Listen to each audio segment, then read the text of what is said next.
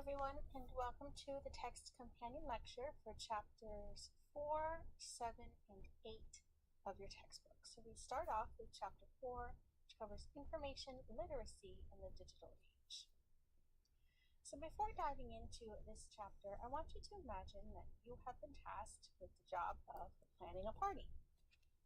So if I were to ask you to plan a party, how would you go about doing that? What kind of research would you do to help you plan the party? What steps would you take, and what websites would you start searching for in your plans? We're going to use this example to kind of help us understand one of the models that the textbook opens up with about information literacy. So let's start off with what is information literacy. This is basically making sure that you are using critical thinking skills to evaluate information that you come across on the internet. With the exception of dire circumstances, we tend to devote more attention to things that are of higher importance to us. And it's important to note that computer literacy is not the same as information literacy. You can understand how to use a computer very well, but have low information literacy skills. So the textbook analyzes what information literacy is through this Big Six model of information literacy. So these are the steps of the model.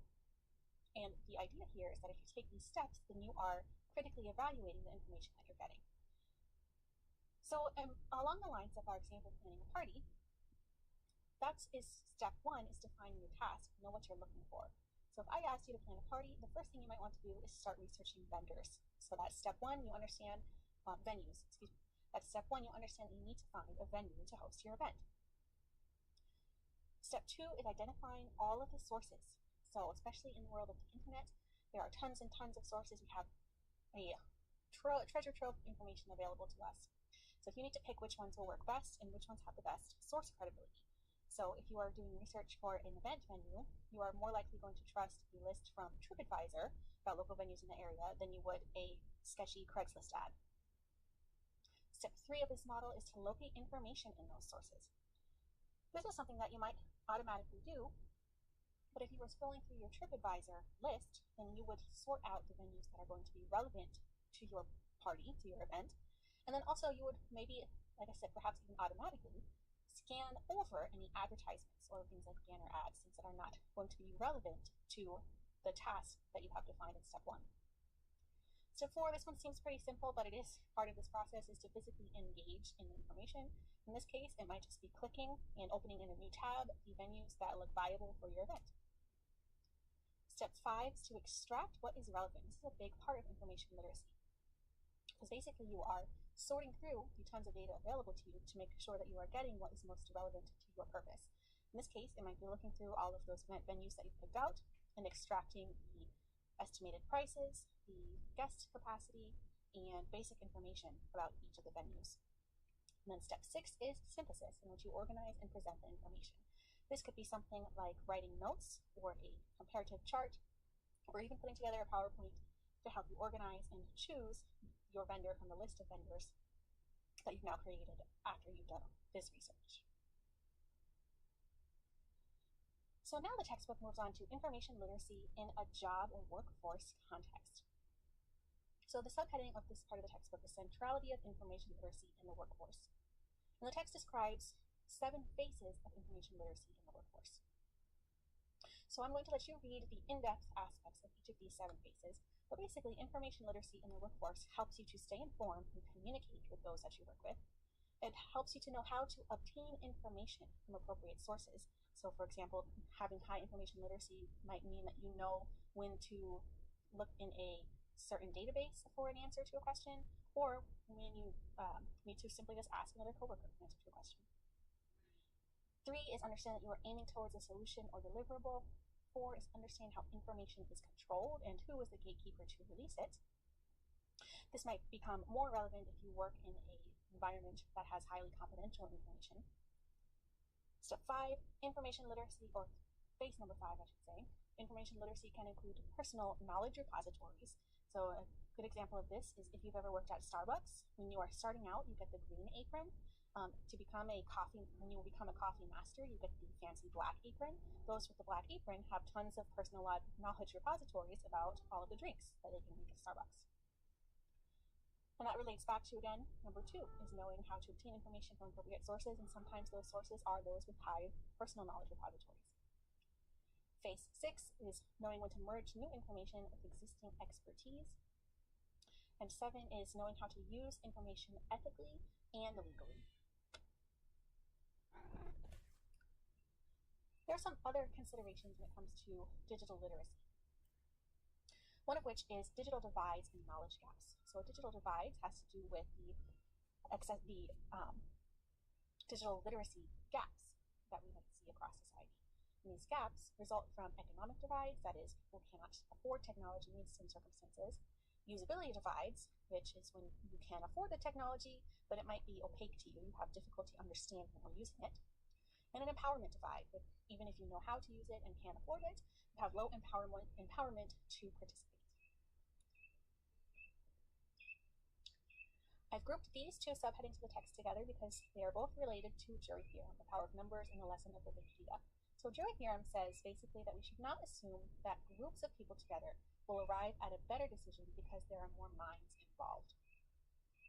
This is particularly relevant to the internet and open source media because when multiple people are contributing to a single thing, it is conducive to misinformation and missing information. So the example here is Wikipedia. So Wikipedia can be checked for accuracy. So if you were to open up a random Wikipedia page and put in some fake facts, yes, that can be checked for accuracy. However, it's harder to check something for completion. We don't know what we don't know. So let's talk a little bit more about critical thinking. The next subheading of the textbook is critical thinking basics. So we have a good understanding of what information literacy is and why it's relevant in the workplace. Let's describe critical thinking a little more. So today's media users have access to more information and more quickly than at any other point in history. So I actually want to pause here, and as you read this section or when you go in to read this part of the textbook, I want to arm you with a couple other perspectives that can help you think about this. The internet is highly conducive to confirmation bias as well as a lack of application of critical thinking. Let's talk about the lack of application of critical thinking. This is particularly relevant through the internet, but more so through social media because of the speed with which information can be shared and spread. So this is an interesting, quick little video that I want you to take a look at and consider under the context of information literacy and using critical thinking skills. Have you ever shared a link to a news story just based on a headline? Satirical website The Science Post published an article that was shared over 46,000 times. It was titled Study.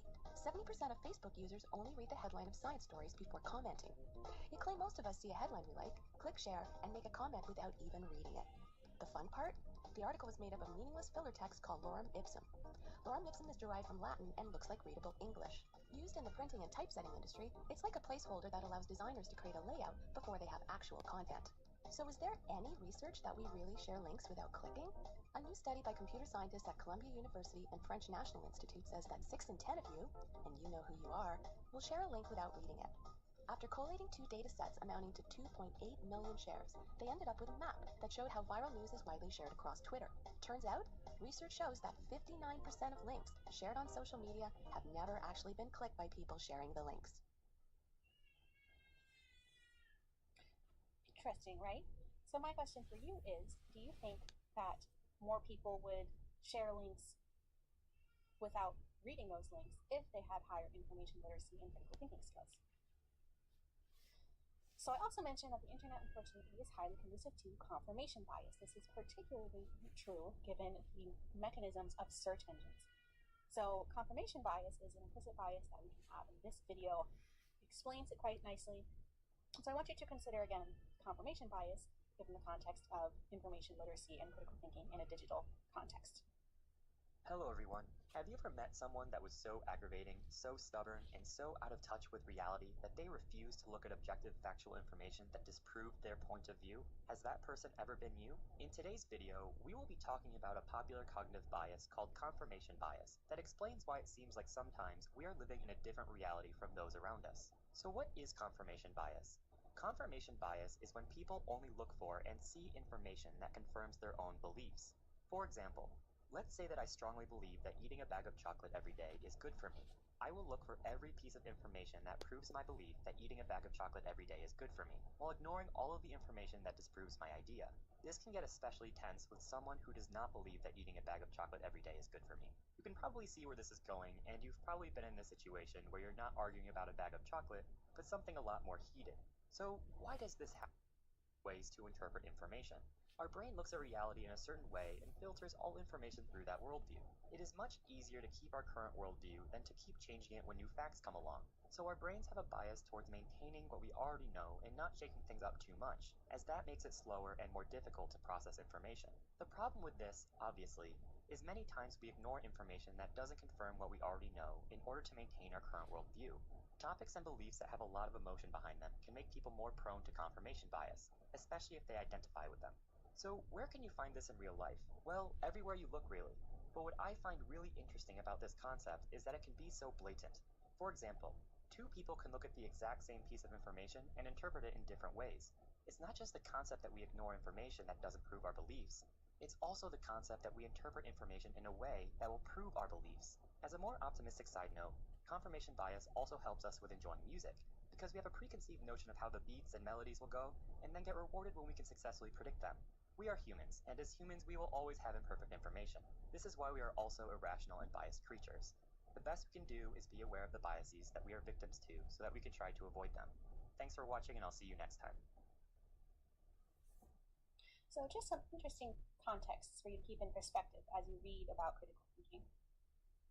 The text goes on to discuss universal standards by which you can judge arguments and think critically about information. So I will let you read in the textbook about clarity, accuracy, precision, relevancy, depth, breadth, and fairness. But I do want to add one note about fairness, in that fairness is about trying to separate yourself from any biases that might affect the way that you judge and evaluate information. So obviously, confirmation bias might be one of these. With any implicit bias, the first step to helping mitigate the bias is going to be to acknowledge that you have a bias in the first place. Sometimes it can be hard when the bias is implicit, meaning that you aren't aware that you even have a bias to begin with. So I encourage you to just take 2 minutes of your time and check out Project Implicit, which is a unique tool that kind of stemmed from Harvard that helps people identify implicit biases that they might have. There's all kinds of biases that can be judged, such as race biases, political biases, and even presidential biases that you might have. So these are unique little tests that you can take, and sometimes the results might shock you. But again, the idea here is, in order to think critically and to stay fair and to separate yourself from the biases that you might have, a good first step is to identify the biases that you don't know you have in the first place. Logical fallacies is the next topic discussed in the textbook. So each of these fallacies on this list, like heliocentrism, etc., are defined in the text. So I will let you read each of these, but make sure that you understand what they are. Rather than discussing each of these at length, I'm actually just going to show you this funny commercial. This was actually a campaign of commercials from DirecTV back in the 2010s, and it used a logical fallacy. See if you can identify which logical fallacy this is using. When your cable company keeps you on hold, you get angry. When you get angry, you go blow off steam. When you go blow off steam, accidents happen. When accidents happen, you get an eye patch. When you get an eye patch, people think you're tough. When people think you're tough, people want to see how tough. And when people want to see how tough, you wake up in a roadside ditch. Don't wake up in a roadside ditch. Get rid of cable and upgrade to DirecTV. Call 1-800-DirecTV. So this entire campaign featured this person going from one small little issue, such as being frustrated with their current cable company, to something extremely crazy, like ending up in the ditch. So if you said that this line of reasoning follows the slippery slope fallacy, you would be correct. So as you reach the end of this chapter, make sure that you are understanding the basics of information literacy and its components, the dangers of open source media, such as Wikipedia, and that you understand critical thinking processes and some logical fallacies. Now we jump ahead a little in the textbook to chapter 7, where we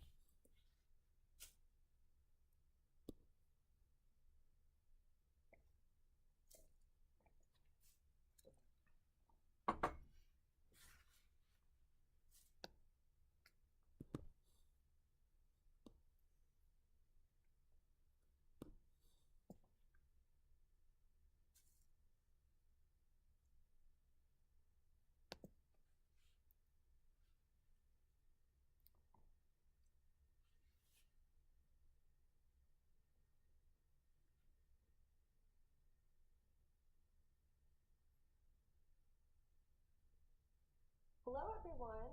My name is Caitlin, and I'm teaching a professor dress gives you to think of the brand. What are some of the first companies or businesses that come to mind? I'm going to pause for a few seconds to let you think about it.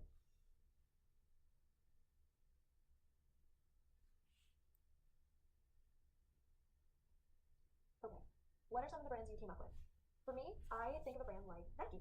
The swoosh of the logo is iconic, and is coupled with a tagline of just do it.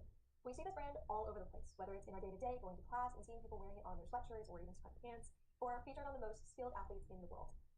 Another brand that comes to mind for me is Chick-fil-A. When I'm looking for a meal that's a little healthier, but it's also quick and filling, this is the name I usually think of. A final one that was recognizable was Pepsi, or in contrast, some of you may have thought of Coke. This one was at the forefront of my brain space because I think of friends, family, and maybe even coworkers who keep these drinks stocked in the fridge for game nights and football Sundays. There are a number of other companies that likely came to mind for you all, but the point of this exercise is to demonstrate how there are companies across the country and world that are recognizable from name and logo alone. These elements are part of their brand. But what is a brand? According to Forbes, a brand is what someone thinks of when they hear your company name. This is what the public knows about your offerings, it exists objectively, and it's largely fixed in the mind of the consumer once it's been marketed accordingly. This makes complete sense.